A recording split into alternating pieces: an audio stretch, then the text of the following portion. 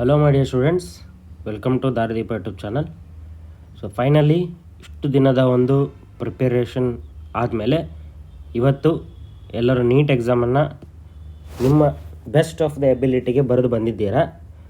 So ಈ ವರ್ಷ ಒಂದು ನೀಟ್ 2026 2025ಗೆ ಕಂಪೇರ್ ಮಾಡಿದೆ ಪೇಪರ್ ಯಾವ ಥರ ಇತ್ತು ಅನ್ನೋದು ತುಂಬ ಜನ ಸ್ಟೂಡೆಂಟ್ಸಿಂದ ಕೇಳಿದ ನಂತರ ನನಗೇನು ಅನಿಸಿದ್ದು ಅಂತ ಈ ವಿಡಿಯೋದಲ್ಲಿ ನಾವು ಡಿಸ್ಕಸ್ ಮಾಡೋಣ ಬನ್ನಿ. So first let's start with physics.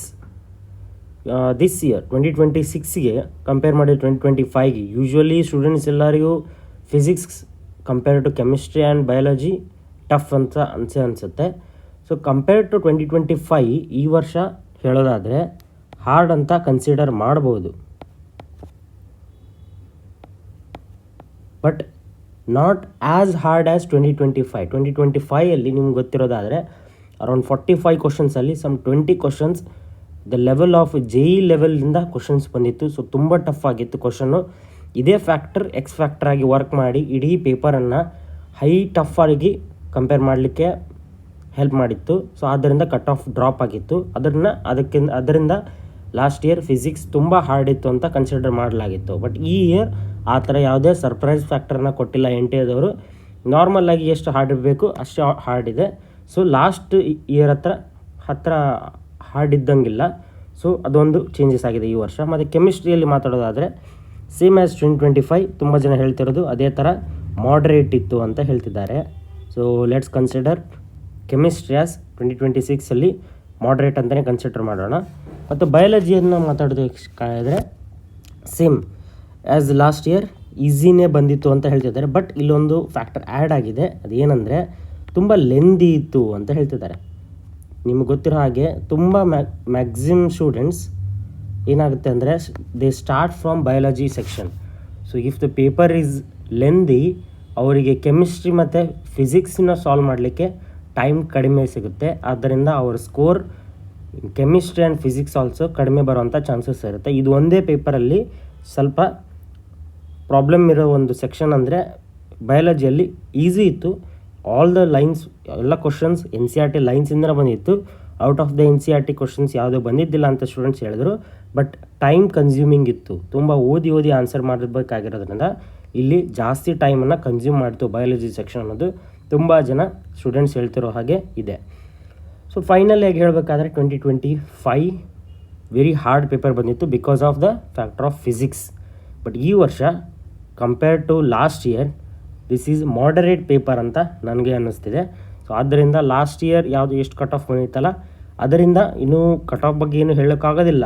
Unless ಎಷ್ಟು ಸೀಟ್ಸ್ ಇನ್ಕ್ರೀಸ್ ಆಗುತ್ತೆ ಅದ್ರ ಬಗ್ಗೆ ಏನೂ ಐಡಿಯಾ ಇಲ್ಲ. NMC ಅವರು ಅದನ್ನು ಸಪ್ರೇಟಾಗಿ ನೋಟಿಫಿಕೇಷನ್ ಬಿಟ್ಟ ಮೇಲೆ ಅವೆಲ್ಲ ಕೌನ್ಸಿಲಿಂಗಲ್ಲಿ ಆ್ಯಡ್ ಆದ ತಕ್ಷಣ first round second round counselling ಆದ ನಂತರ ಈಗ ಎಷ್ಟು ಚೇಂಜ್ ಆಯಿತು ಅನ್ನೋದು ಹೇಳ್ಬೋದು. But compared on the analysis, ಈಗ ಅನಾಲಿಸಿಸ್ ಕಂಪೇರ್ ಮಾಡಿ ಒಂದು ಎಕ್ಸ್ಪೆಕ್ಟೇಷನನ್ನು ಮಾಡೋದಾದರೆ some 20 to 30 marks cut off high ಹೋಗ್ಬೋದು ಅನ್ನೋದು ನನ್ನ ಒಂದು ಅಭಿಪ್ರಾಯ. ಯಾಕಂದರೆ ಪೇಪರ್ ಹಾರ್ಡ್ ಇದ್ದಾಗ ಯೂಶ್ವಲಿ ಎಲ್ಲರದು ಪರ್ಫಾರ್ಮೆನ್ಸ್ ಲೋ ಆಗಿ ಪೂರ್ ಇರುತ್ತೆ. ಆ್ಯಸ್ 2025 ನೀವು ನೋಡಿದಾಗೆ ಹೈಯೆಸ್ಟ್ 686 ಇತ್ತು ಆಲ್ ಇಂಡಿಯಾ ರ್ಯಾಂಕ್. ಅದರಿಂದ ಹಿಂದೆ ನೋಡೋಕ್ಕಾದರೆ 700 ಮೇಲೆ ತುಂಬ ಜನ ಸ್ಟೂಡೆಂಟ್ಸ್ ಬಂದಿದ್ದರು. ಸೊ ಆ ಥರ ಆಗುತ್ತೆ. ಯಾಕಂದರೆ 2024 ತುಂಬ ಈಸಿ ಇತ್ತು ಪೇಪರ್. ಆದ್ದರಿಂದ ಓವರಾಲ್ ಕಟ್ ಆಫ್ ಇನ್ಕ್ರೀಸ್ ಆಯಿತು. 2025 ನೋಡೋದಾದರೆ ಪೇಪರ್ ತುಂಬ ಟಫ್ ಇತ್ತು as per the history of neat. ಅವಾಗ ಟೋಟಲ್ ಎಲ್ಲರದು ಪರ್ಫಾರ್ಮೆನ್ಸ್ ಡೌನ್ ಆಗೋದ್ರಿಂದ ಕಟ್ ಆಫ್ ಕೂಡ ಡೌನ್ ಆಯಿತು. ಬಟ್ ಈ ವರ್ಷ ನೋಡೋದಾದರೆ not too much easy, not too much tough, moderate ಅಂತ ಹೇಳ್ಬೋದು ಫೈನಲ್ ಆಗಿ ಪೇಪರ್ನ. ಸೊ ನೋಡೋದಾದರೆ ಕಂಪೇರ್ ಟು 2025 ಈ ವರ್ಷ ಕಟ್ ಆಫ್ ಸ್ವಲ್ಪ ಹೈ ಹೋಗ್ಬೋದು ಅನ್ನೋದು. 20 to 30 ಜಾಸ್ತಿ ಹೋಗಲ್ಲ, 20 to 30 ಮಾರ್ಕ್ಸ್. ಬಟ್ ಒಂದು ನೆನಪಿಡಿ, all India rank remains always same. For any particular college 2,000 to 3,000 difference ಆಗ್ಬೋದು. ಯೂಶ್ವಲಿ ಇನ್ಕ್ರೀಸ್ ಆಗ್ತಾ ಹೋಗುತ್ತೆ.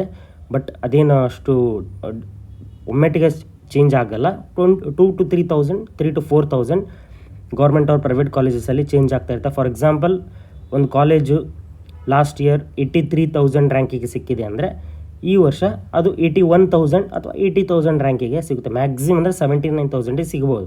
ಕೆಲವೊಂದು ಕಾಲೇಜಸ್ ಡೌನ್ ಕೂಡ ಆಗ್ಬೋದು. 83,000 ಸಿಕ್ಕಿತ್ತಂದರೆ 84,000 ಆರ್ 85,000ಗೆ ಕೂಡ ಸಿಗ್ಬೋದು. ಅಷ್ಟೇ ಆಗುತ್ತೆ. But all India rank always remains same. All India ರ್ಯಾಂಕಲ್ಲಿ ಕಾಲೇಜ್ ಅಲಾಟ್ ಆಗೋದ್ರಲ್ಲಿ ಚೇಂಜಸ್ ಆಗೋದಿಲ್ಲ.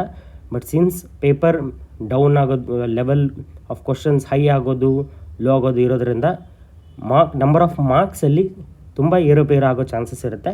ಬಟ್ ಆಲ್ ಇಂಡಿಯಾ ರ್ಯಾಂಕ್ ಮಾತ್ರ ಸೇಮ್ ಇರುತ್ತೆ. ಸೊ ಒಮ್ಮೆ ನಿಮಗೆ ರಿಸಲ್ಟ್ ಬಂದ ನಂತರ ನಿಮ್ಮ ರ್ಯಾಂಕ್ ಏನು ಅನ್ನೋದು ಒಮ್ಮೆ ಗೊತ್ತಾಯ್ತಂದರೆ ನಿಮಗೆ ಯಾವ ಕಾಲೇಜ್ ಸಿಗುತ್ತೆ, ಯಾವ ಲೆವೆಲಲ್ಲಿ ಕಾಲೇಜ್ ಸಿಗುತ್ತೆ, ಯಾವ ಒಂದು ಫೀಸಲ್ಲಿ ನಿಮಗೆ ಸೀಟ್ ಸಿಗುತ್ತೆ, ಅದು ಯಾವ ರಾಜ್ಯದಲ್ಲಿ ಸೀಟ್ ಸಿಗುತ್ತೆ ಅನ್ನೋದು ನಿಮಗೊಂದು ಕ್ಲಿಯರ್ ಕಟ್ಟಾಗಿ ಪಿಕ್ಚರ್ ಸಿಗುತ್ತೆ. ಸೊ ಫೈನಲಿ ಈ ವಿಡಿಯೋದಲ್ಲಿ ಅದು ಹೇಳಿದ ಹಾಗೆ ಪೇಪರ್ ಮಾಡ್ರೇಟ್ ಇತ್ತು compare to 2025 was tough. So cut off expectation ಇರೋ ಪ್ರಕಾರ ಸೊ 20 to 30 ಮಾರ್ಕ್ಸ್ ಇನ್ಕ್ರೀಸ್ ಆಗಬಹುದು ಅನ್ನೋದು ನನ್ನ ಒಂದು ಅನಾಲಿಸಿಸ್. ನಿಮಗೇನು ಅನಿಸುತ್ತೆ ಅನ್ನೋದನ್ನು ಕಮೆಂಟ್ ಸೆಕ್ಷನಲ್ಲಿ ತಿಳಿಸಿ. Thank you for watching the video.